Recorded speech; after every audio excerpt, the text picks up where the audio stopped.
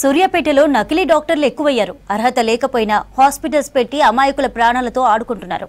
Telangana medical council team పర్యటనలో నకిలీ డాక్టర్ల వ్యవహారం బయటపడింది.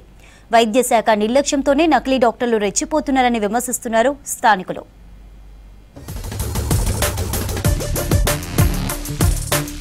సూర్యాపేటలో మెడికల్ కౌన్సిల్ బృందం తనిఖీల్లో షాకింగ్ విషయాలు బయటపడుతున్నాయి. ల్యాబ్ టెక్నీషియనే డాక్టర్ గా ట్రీట్మెంట్ చేయటం, నకిలీ సర్టిఫికెట్లతో డాక్టర్లుగా చలామణి అవటం వంటి అక్రమాలన్నీ నిగ్గు తేల్చుతున్నారు అధికారులు. ఇలా ఒకరు కాదు, ఇద్దరు కాదు, ఒక్క సూర్యాపేట టౌన్ లోనే 4 నకిలీ డాక్టర్ల వ్యవహారాన్ని బయటపెట్టారు అధికారులు.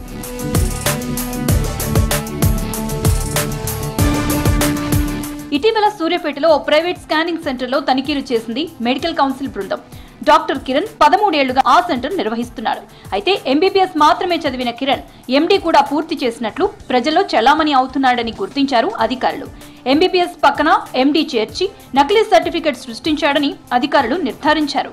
ఆ ఫేక్ సర్టిఫికెట్ తో 2013లో రిజిస్టర్ చేసుకున్నాడని, గతేడాది సెప్టెంబర్లో వైద్యారోగ్య శాఖ ఆ సర్టిఫికెట్ ని రెన్యువల్ చేసిందని గుర్తించారు.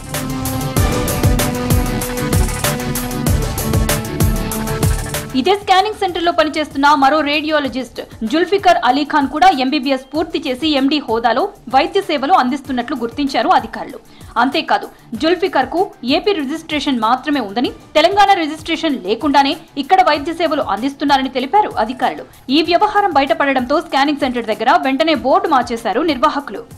ఆపిల్ డయాగ్నోస్టిక్స్ సూర్యాపేట వారి మీద doctor yes Kiran MD radiology చేసినట్టుగా వారు గత 13 సంవత్సరాల నుంచి ఇక్కడ రేడియాలజిస్ట్ లాగా ప్రాక్టీస్ చేస్తూ రిపోర్ట్లు ఇస్తున్నట్టుగా కంప్లైంట్ వచ్చింది. ఆ కంప్లైంట్ ప్రకారం మేము ఏదైతే కౌన్సిల్లో వాళ్ళ రిజిస్ట్రేషన్ నెంబర్ చెక్ చేస్తే వాళ్ళకు ఎంబీబీఎస్ డిగ్రీ మాత్రమే ఉంది. పైగా వాళ్ళకు అది కూడా లైసెన్స్ అనేది రెన్యువల్ అయిపోయి ఉన్నది.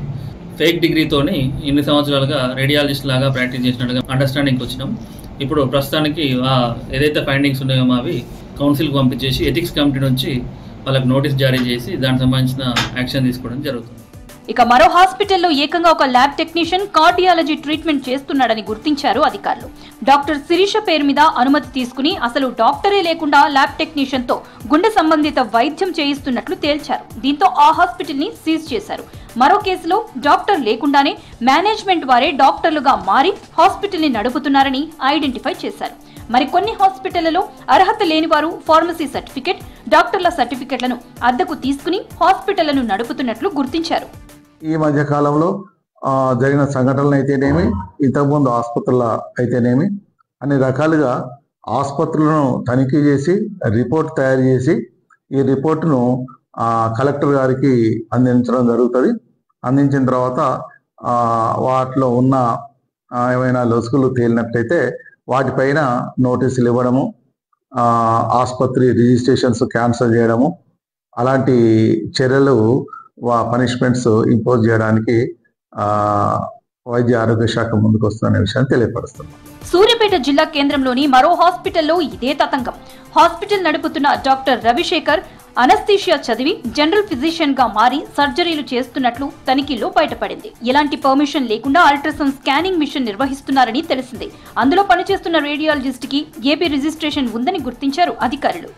సూర్యాపేట జిల్లా కేంద్రంలో వైద్యం అనేది ఒక వ్యాపార కేంద్రంగా మారిపోయింది. ఇలా కొంతమంది పెద్ద పెద్ద భూస్వాములు, పెట్టుబడిదారులు హాస్పిటల్ ఖాయం చేసి అందులో అర్హత లేనటువంటి డాక్టర్ నియమించుకొని కనీసం కూడా వాళ్ళు డాక్టర్లా కారని తెలకుండా ఎక్కడో ఆర్ఎంపీలు తీసుకొచ్చుకొని ఇక్కడ పెట్టుకొని ఇలా పేదలను తీసుకొచ్చి ఇలా థర్డ్ పార్టీగా అంటే థర్డ్ మాఫియాగా ఈ రోజు పెద్ద ఎత్తున మాఫియా జరుగుతున్న పరిస్థితి కనపడుతుంది. దీని మీద ఎవరు కూడా స్పందించే పరిస్థితి లేదు. దీన్ని వెంటనే అరికట్టాలని చెప్పి మేము డిమాండ్ చేస్తున్నాం. ముఖ్యంగా సూర్యాపేట పట్టణంలో ప్రజల్ని దోచుకునేటువంటి ఈ ప్రైవేట్ హాస్పిటల్ ని పర్యవేక్షణ చేయడమే కాదు, ఎవరైతే ఇప్పుడు తప్పు చేసినారో బయటపడ్డారో ఇమ్మీడియట్ గా క్రిమినల్ కేసులు పెట్టి వాళ్ళని జైలుకు పంపించేసి ఇంతకాలం వాళ్ళు అక్రమ సంపద ఏదైతే చేసినారో వాటిని జప్తు చేయాలని మేము డిమాండ్ చేస్తున్నాం. ఇంకో వ్యక్తి డాక్టర్ సందీప్ కుమార్ చైనాలో ఎంబీబీఎస్ పూర్తి చేసి 2019 నుంచి సూర్యాపేటలో ఎండీగా చలామణి అవుతున్నట్లు గుర్తించారు అధికారులు. అంతేగాక 2 ఏళ్ల క్రితమే చైనా ఎంబీబీఎస్ సర్టిఫికెట్ గడువు ముగిసినా రెన్యువల్ చేయకుండానే హాస్పిటల్ నడుపుతున్నట్లు తేల్చారు.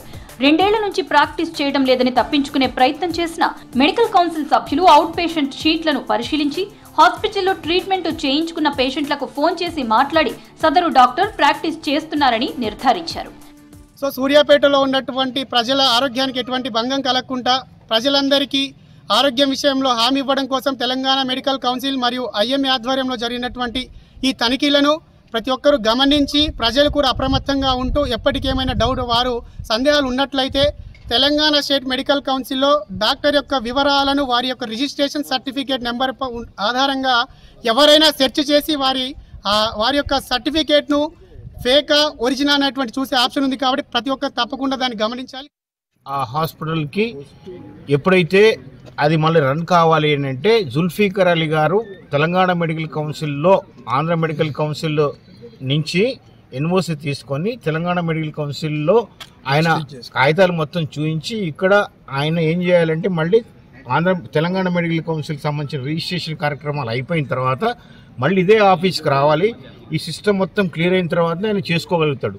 ఒకవేళ ఇప్పటికి కూడా తను చేస్తున్నాడు అని అంటే అది అది అది అది అది తెలిసి నేరం చేస్తున్నట్టు లెక్క. ఇలా సూర్యాపేట టౌన్ లో నకిలీ డాక్టర్ల వ్యవహారంతో పబ్లిక్ లో ఆందోళన కనబడుతోంది. ఇవన్నీ వైద్య శాఖ అధికారులకు తెలిసినా మామూళ్లకు అలవాటు పడి రెన్యువల్ చేస్తున్నారన్న ఆరోపణలు వస్తున్నాయి.